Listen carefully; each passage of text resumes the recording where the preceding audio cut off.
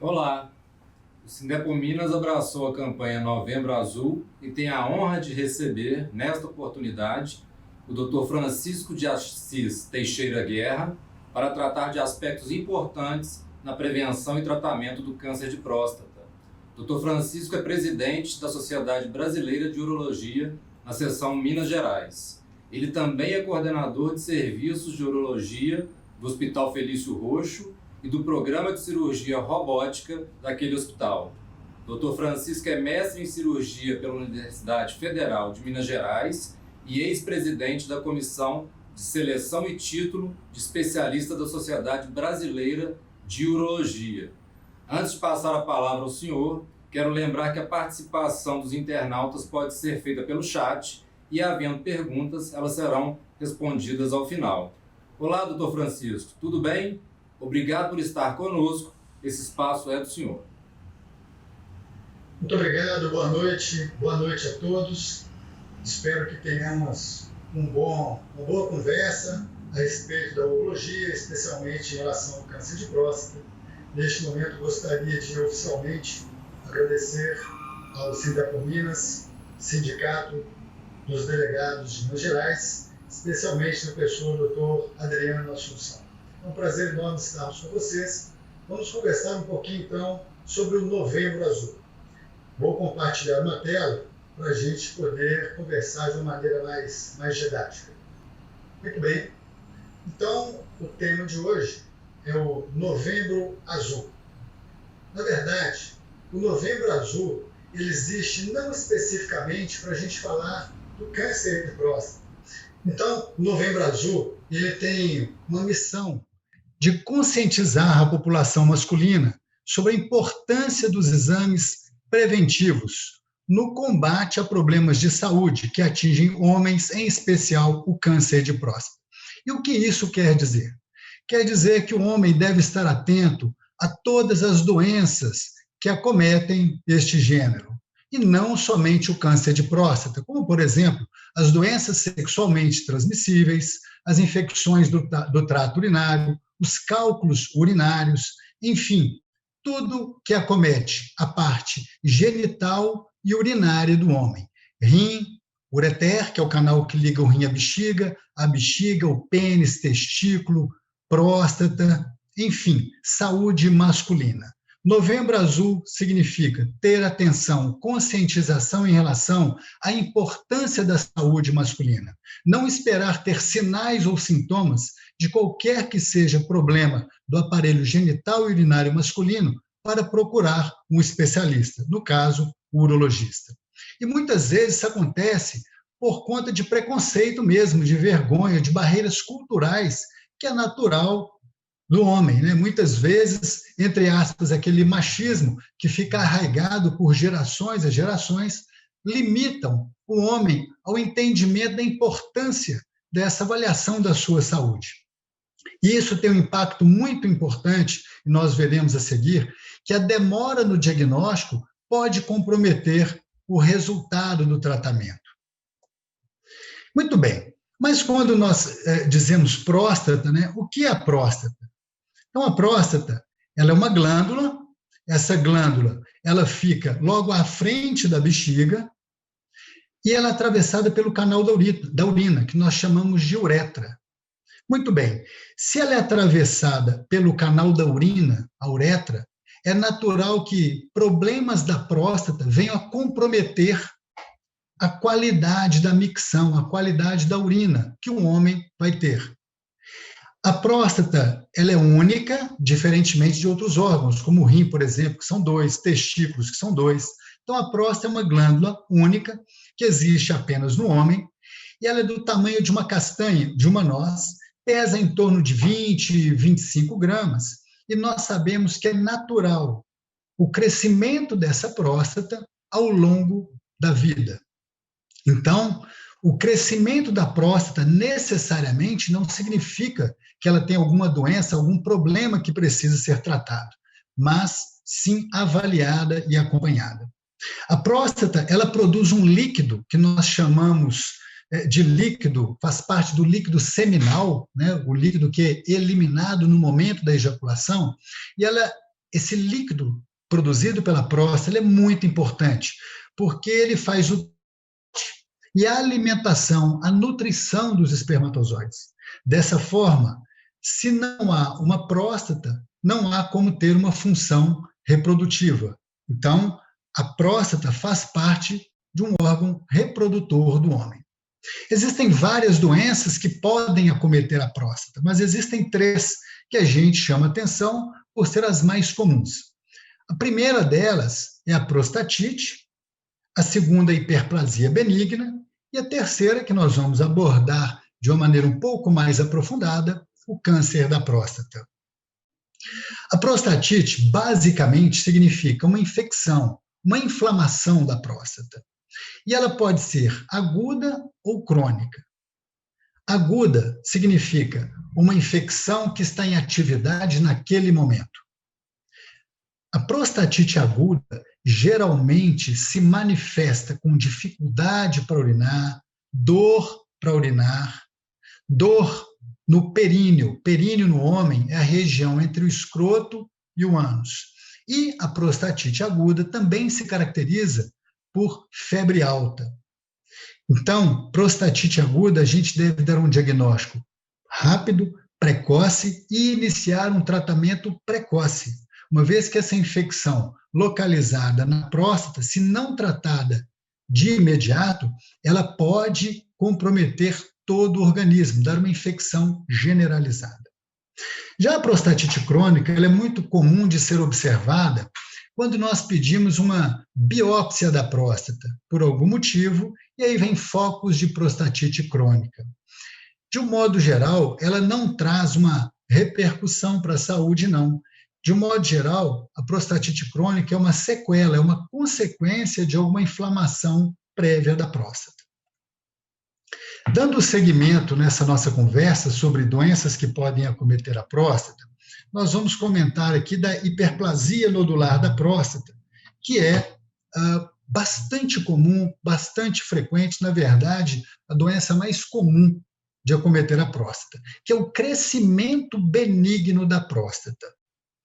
O crescimento benigno da próstata, ele vai desencadear quando ele obstrui, quando ele fecha um pouco o canal da uretra, problemas para urinar.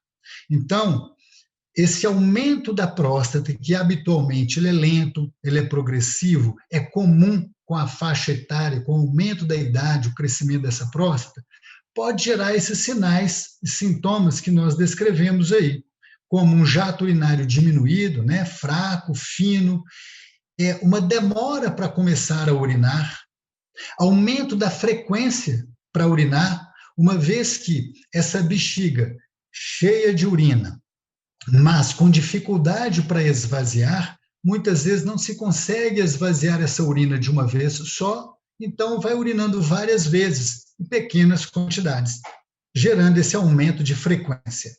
E, como essa bexiga, às vezes, tem um volume grande de urina e não esvaziou adequadamente, é comum ter essa sensação de que não esvaziou adequadamente a bexiga. E, por fim, um gotejamento no final da micção. Mas a gente deve ter cuidado na interpretação desses sinais, desses sintomas, porque vários deles são comuns de acontecer e necessariamente a pessoa não precisa ter algum problema da próstata. Daí a importância da avaliação periódica. O médico vai fazer uma avaliação e definir se esses sinais e sintomas realmente se dizem respeito a algum problema de próstata que merece ser abordado, tratado de alguma maneira.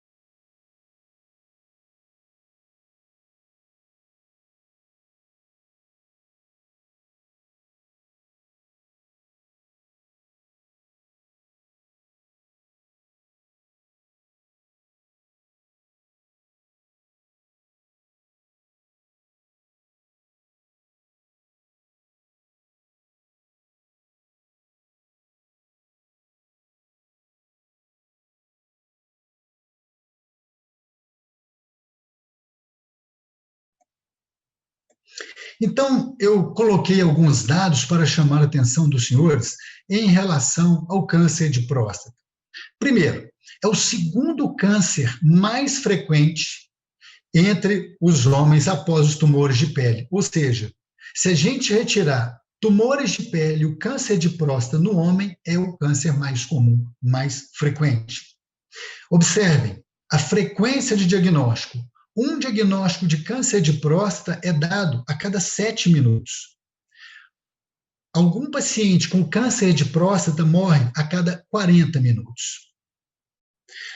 25% das pessoas com câncer de próstata vão morrer por causa do câncer de próstata. Mas por que isso? Exatamente porque 20% dos homens que procuram para fazer uma avaliação do câncer de próstata já procuram uma doença avançada. Diferentemente, se fossem avaliados numa fase inicial, a chance de cura, um diagnóstico inicial, é acima de 90%. Então, aqui eu chamo a atenção para a importância da avaliação anual. Com essas duas frases, 25% dos portadores de câncer de próstata vão morrer devido ao câncer de próstata. Na maioria das vezes, por quê? Porque procuraram ou fizeram um diagnóstico no momento que a doença já estava avançada. Então, quando os sintomas começam a aparecer, quando as dificuldades para urinar começam a aparecer num diagnóstico de câncer de próstata, 95% das vezes já está numa doença em fase adiantada. E fica aqui um alerta. Não é possível a gente prevenir um câncer de próstata, não é possível prevenir câncer de mama. Entretanto, o diagnóstico na fase inicial é fundamental para o sucesso do tratamento. Exatamente porque o diagnóstico precoce nos dá chances de cura da ordem de 90%. Observem esses dados. Apesar de ser a última estimativa do INCA, que é o Instituto Nacional do Câncer, de 2018, ajustado para 2020, eles serão bem próximos disso. Para 2020, a estimativa de novos casos é de 65.840 casos para o ano de 2020. Nessa estatística de 2018, observem os 10 tipos de câncer mais incidentes no homem. Então, nós temos o câncer de próstata, depois traqueia, bronquio e pulmão, aqui a questão do tabagismo, né, bastante importante nessa casuística de câncer de pulmão, cólon e reto, aí a gente ressalta também a importância da avaliação do intestino, né? No caso, com outra especialidade, o coloproctologista, mas o câncer de intestino, muitas vezes, ele é silencioso. E quando ele dá diagnóstico, já é, muitas vezes, uma doença avançada. Então, fazer uma avaliação com o coloproctologista é bastante interessante. Quando a gente pega, segundo a Organização Mundial de Saúde, não somente conforme o INCA, esse número só para cerca de 85 mil novos casos por ano. Então, isso é muito importante. Então, sem a gente considerar os tumores de pele, não melanoma, o câncer de próstata é o mais incidente, é o mais comum entre os homens em todas as regiões do país. Dentro dessa estimativa de novos casos da pesquisa da Agência para Pesquisa de Câncer, aí uma análise comparativa entre homens e mulheres, essa estatística também é de 2018, mas se a gente ajustar para 2020, ela vai ter a mesma proporção. Observe, 2018 foram somados 559 mil novos casos de câncer, sendo que dos 559 mil novos casos de câncer, 243 mil mortes. Nos homens, a próstata teve 84.992 casos. Observem a grande importância que nós temos de avaliar a saúde masculina como um todo, mas aqui especialmente a próstata. especialmente o câncer de próstata. Muito bem, mas aí é muito comum essa pergunta. Quais são os fatores de risco para o câncer de próstata? O primeiro fator que a literatura nos diz é a idade. Então, é sabido que, ao longo da vida, as chances, o percentual de acontecer um câncer de próstata é cada vez maior. Então, quando nós avaliamos por décadas, entre 40 e 49 anos, 50 e 59, 60 e 69 anos e acima de 70 anos, progressivamente nós observamos um aumento do número de diagnóstico de câncer de próstata. Então, é entendido, sim, como uma doença do envelhecimento masculino. A história familiar é bastante importante. Observem que quando há um parente de primeiro grau, a chance é 2 vezes maior de ter um câncer de próstata do que numa família que não tem diagnóstico de câncer de próstata. Quando tem 2 parentes de primeiro grau, essa chance muda para 6 vezes maior. Então, idade é um fator de risco, a história familiar é outro fator de risco, a raça negra, obesidade e hábitos alimentares. Então, quando a gente vê essas imagens de produtos, de alimentos gordurosos, muitas vezes isso nos ressalta aos olhos, né? Mas trabalho mostrado em diversos países associou o aumento do câncer de próstata com o consumo de gordura.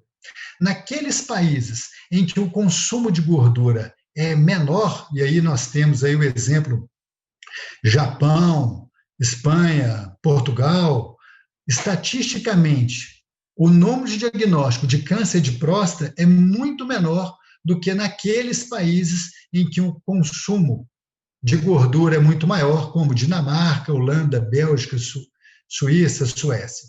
Então, fica aqui um alerta que a gordura animal é hoje entendido como um fator de risco, ok? Muito bem, mas como nós vamos dar um diagnóstico de um câncer de próstata? O diagnóstico do câncer de próstata, basicamente, é por uma história clínica, então nós vamos perceber os sinais, os sintomas que nós comentamos anteriormente, né?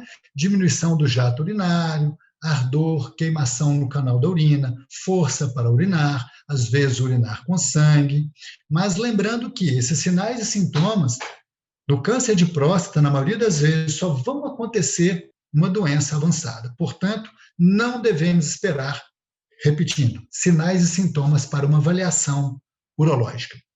O toque retal.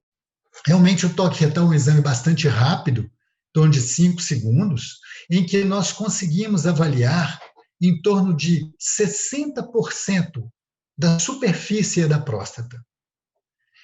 Entretanto, a maior parte, como nós dissemos anteriormente, dos cânceres da próstata, eles ficam nessa região periférica, ou seja, a maior parte dos cânceres da próstata nós conseguimos perceber por um exame local. O PSA é um exame de sangue, que também é bastante interessante, uma vez que ele, ajustado com essa história clínica, com toque retal, vai nos dar informações bastante interessantes. Mas aqui fica uma ressalva. Não existe PSA normal. Para qualquer número do PSA, existe uma chance de doença prostática. E mais, os cânceres mais graves, mais agressivos da próstata, não alteram PSA. Ok? Muito bem. Então, por que esse toque é tão importante? Por causa disso daí. 20% dos casos de câncer de próstata são diagnosticados exclusivamente pelo toque retal. Ou seja, o PSA pode não nos dar nenhuma informação e, ao fazermos o exame local do toque, percebemos alguma alteração, algum nódulo, alguma tumoração, que nos gera um raciocínio de prosseguir com outros exames. E o toque retal é feito dessa maneira, né? Um exame que é feito pelo ânus, dura em torno de 5 segundos. nós vamos tocar a parte periférica da próstata, e ali, se tiver algum nódulo, alguma tumoração, nós vamos conseguir perceber e avançar no pedido de outros exames. Então, o PSA, ele, na verdade, é uma enzima, né, uma substância produzida pela próstata, e ela tem a função, esse PSA, de liquefazer o sêmen, ou seja, o homem ejacula e aquele líquido que é ejaculado, aos poucos, ele vai se tornando cada vez mais fluido. Essa fluidez, né, desse líquido seminal é por causa dessa enzima, né, do PSA. E ele é um marcador, sim, só que ele não é específico de câncer de próstata. Aquelas outras doenças que eu citei, a prostatite, a hiperplasia benigna da próstata, também elevam o PSA.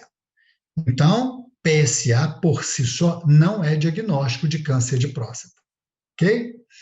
E aí, tem alguns dados, né, para a gente memorizar, assim, qual que é a importância do PSA conforme o resultado do exame de sangue, né? Então, quando ele está entre 0 e 2, a chance de ter um câncer de próstata é em torno de 10%. Quando ele está entre 2 e 4, a chance sobe para 25%.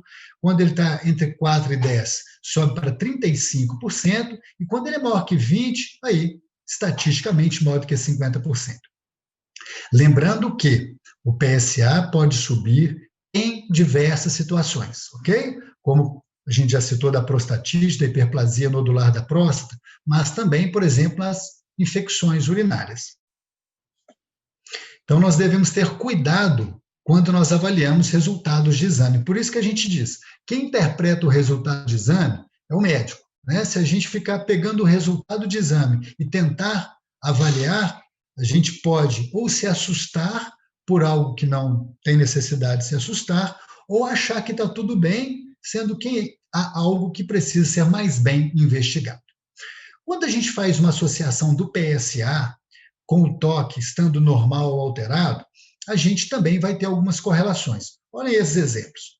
Quando eu não sei o número do PSA, eu faço um toque de próstata e ele está normal, a chance de ter um câncer de próstata é da ordem de 10%. Por quê? Porque esse câncer pode estar no local que o exame do toque não alcançou, numa região que o toque não alcançou. Quando esse PSA eu não conheço, mas eu tenho um toque alterado, eu percebo um toque alterado, a chance do câncer de próstata sobe para 40%. O que esse slide quis dizer? Que a associação do PSA com o toque vai me dar muito mais informações para eu saber a possibilidade de doença prostática ou não. Ou seja, somente o PSA não resolve, somente o toque também não resolve. Muito bem. A suspeição, né, de um câncer de próstata, então, o diagnóstico vai ser, seja por um toque suspeito, né, que nós chamamos um toque alterado, um PSA alterado, lembrando que o PSA pode estar dentro da normalidade, mas também pode ter uma doença prostática. E aí a gente vai partir para exames, e nós temos vários exames, né? Por exemplo, exame de ultrassom, né? Só que o ultrassom pélvico, ele vai nos mostrar o volume da próstata, né, um peso estimado da próstata, se essa próstata está crescendo para dentro da bexiga ou não, o que traria dificuldades para urinar. Mas hoje nós temos a ressonância magnética multiparamétrica, onde essa ressonância magnética multiparamétrica da próstata nos permite avaliar melhor essa próstata e, quando indicado, a gente fazer uma biópsia da próstata, guiada por ultrassom, onde vão ser retirados fragmentos da próstata e ser estudados para definir se existe um câncer de próstata ou não. Quando se faz uma biópsia e vem um câncer de próstata, existe uma escala, uma nota do padrão de alteração da célula da próstata, né? A gente chama de escala de Gleason, e que vai dar uma nota.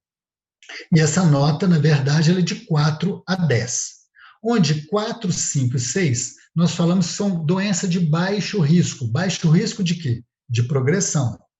Quando nós falamos o 7, que pode ser 3+4 ou 4+3, nós falamos que é um risco intermediário. E 8, 9 e 10 são doenças de alto risco de progressão. Então, o tratamento do câncer de próstata, na verdade, vai depender se ele é uma doença localizada, ou seja, no interior da próstata, se ele envolve órgãos vizinhos ou se tem doença à distância. E quando nós avaliamos os gráficos de tempo de vida, de sobrevida do câncer de próstata, nós observamos que, quando o diagnóstico é feito numa doença inicial, uma doença localizada, aqui nesse gráfico, a sobrevida, o tempo de vida em 5 anos, foi próximo de 100%. Quando nós pegamos, já envolvendo órgãos vizinhos, em 5 anos, mais de 90%, mas já abaixo dessa linha de gráfico, quando comparado com aquele só doença dentro da próstata.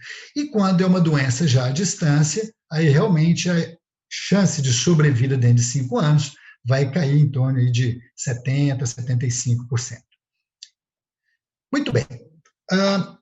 Bastante adiantado aqui no nosso bate-papo e quase finalizando, nós vamos citar para vocês opções de tratamento de câncer de próstata. Um deles é a vigilância ativa. O que significa vigilância ativa? Significa vigiar ativamente, ou seja, é um perfil do paciente que tem um diagnóstico de câncer de próstata, mas nós temos alguns critérios, conforme a biópsia, conforme o número de fragmentos que foram diagnosticados, que nos permite não fazer nenhum tratamento naquele momento. Entretanto, nós vamos seguir um protocolo de acompanhamento, onde a cada 6 meses ou a cada ano, nós vamos fazer exames desses pacientes, repetir exames, o toque, o PSA, a cada momento também a biópsia, e perceber se essa doença progrediu. Se ela tiver progredido, ela saiu da vigilância ativa, e aí nós vamos propor uma dessas formas de tratamento citadas abaixo. Por exemplo, tratamento cirúrgico, que nós chamamos de prostatectomia radical. Prostatectomia radical, ela pode ser aberta, ou seja, uma cirurgia aberta, ela ser por via laparoscópica, onde nós pegamos nas pinças e vamos fazer a cirurgia segurando nessas pinças por meios, entre aspas, de furos, né, que nós fazemos, de trocárteres que nós colocamos na parede abdominal, ou uma cirurgia robótica, ou robô assistida. Lembrando que na cirurgia robótica, é uma cirurgia que, na verdade, quem opera é o cirurgião, né? Só que essas pinças estão acopladas, estão seguras pelos braços do robô. Então, todo o movimento que o cirurgião faz vai ser reproduzido por essas pinças. A vantagem da cirurgia robótica é que ela magnifica, ela aumenta a imagem 10 a 20 vezes, a gente tem uma visão em 3 dimensões, em 3D, o robô elimina os tremores naturais humanos e permite-nos fazer uma cirurgia com mais precisão. A literatura também diz que há menos perda sanguínea, menores taxas de infecção e retorno às atividades de trabalho mais precocemente.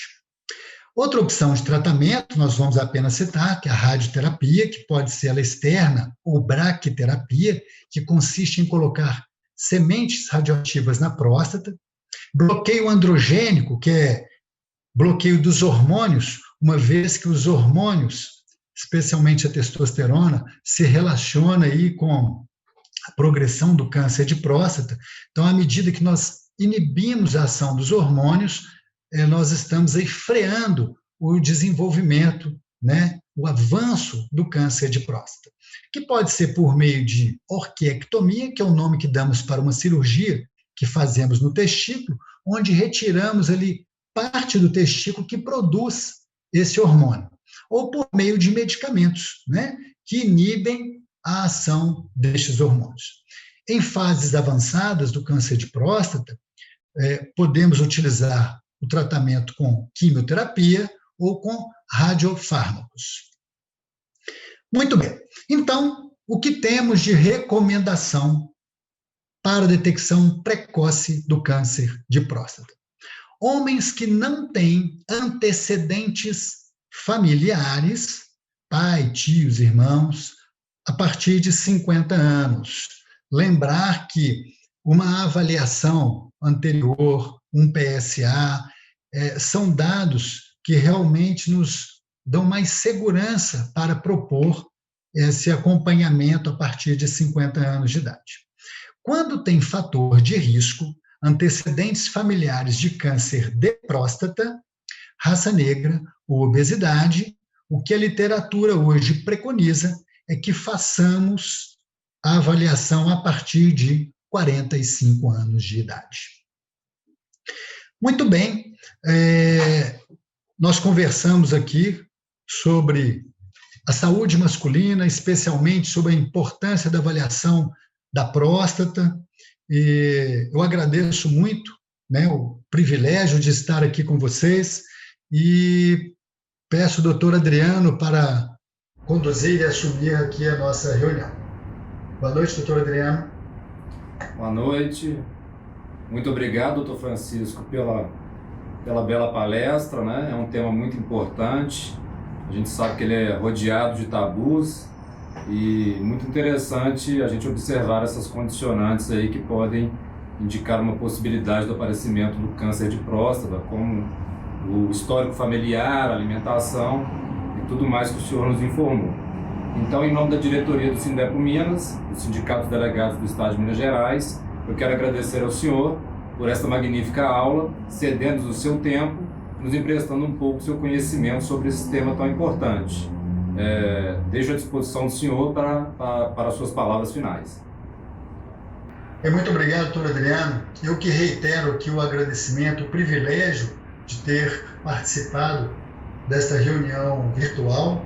Me sinto muito lisonjeado pelo convite. Agradeço, então, ao Sindepo Minas, especialmente na palavra do senhor, e me coloco à disposição, caso eventualmente haja alguma pergunta pelo chat, me coloco à disposição para responder. Muito bem, muito obrigado novamente ao senhor e a todos que nos prestigiaram nas informações que o senhor passou nessa noite. Até a próxima. Obrigado, boa noite, até a próxima.